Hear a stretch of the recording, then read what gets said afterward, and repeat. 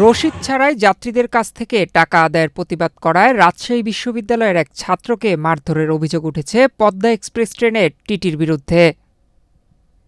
এর প্রতিবাদে ২১ জুলাই মঙ্গলবার সকাল থেকে ক্যাম্পাসের চারুকলা সংলগ্ন এলাকায় রেললাইন অবরোধ করেছেন শিক্ষার্থীরা। ফলে রাজশাহীর সাথে সারা দেশের রেল যোগাযোগ বন্ধ রয়েছে। বসুন্ধরা টিস্যু, অশুদ্ধতার বিরুদ্ধে এক বিন্দুও ছাড় নয়।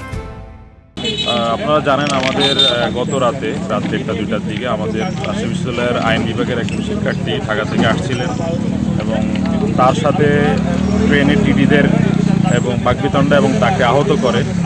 তারা টিটিরা আমরা জানি প্রায় তারা ঘুষের মাধ্যমে যাত্রী তোলে এবং তারা কোনো রিসিট না দিয়েই তারা নিজেদের পকেটস্থ করার জন্য ঘুষ নেয়।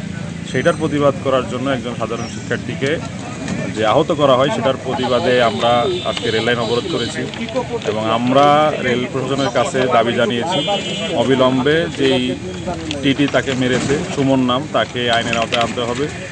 এ ব্যাপারে বিশ্ববিদ্যালয়ের উপাচার্য অধ্যাপক ফরিদুল ইসলাম বলেন, শিক্ষার্থী কোনো অপরাধ করলে সেটা আইন অনুযায়ী ব্যবস্থা নেওয়া যেত, কিন্তু সেটা না করে মারধর কোনোভাবেই কাম্য নয়।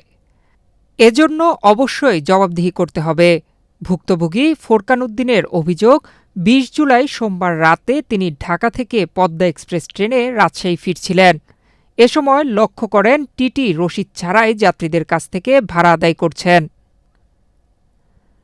তখন এ ঘটনার প্রতিবাদ করলে কয়েকজন তাকে সিট থেকে তুলে দরজার সামনে আনে এবং মারধর করে। এক পর্যায়ে চলন্ত ট্রেনের জানলার পাশে নিয়ে ধাক্কা দেয়। তার চশমা ভেঙে যায়। তিনি এ ঘটনার বিচার চান।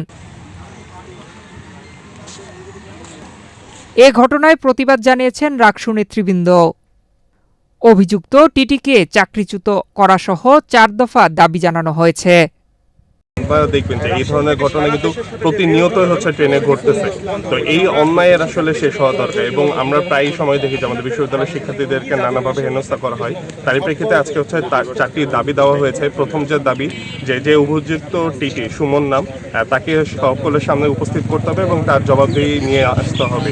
সেকেন্ড যে দাবিটা আমরা দিয়েছিলাম যে ভুক্তভোগীকে আক্রমণ করা হলো, তার যে ক্ষতিপূরণ, সেই ক্ষতিপূরণ যাতে নিশ্চিত করা হয়। এরপরে যে দাবিটি জানানো হয়েছে সেটি হচ্ছে আপনার যে ঘুষ বা দুর্নীতি সে যে করেছে সেটার যে আইনত ব্যবস্থা, সেই ব্যবস্থা যাতে গ্রহণ করা হয়।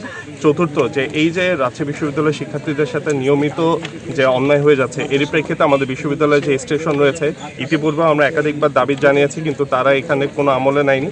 এবার আমাদের সুস্পষ্ট দাবি যে আমাদের বিশ্ববিদ্যালয়ে যেহেতু স্টেশন রয়েছে, আন্তনগর ট্রেন অবশ্যই বিশ্ববিদ্যালয় স্টেশনে থামাতে হবে। এ ঘটনায় রাজশাহী রেল কর্তৃপক্ষের তাৎক্ষণিক কোনো বক্তব্য পাওয়া যায়নি।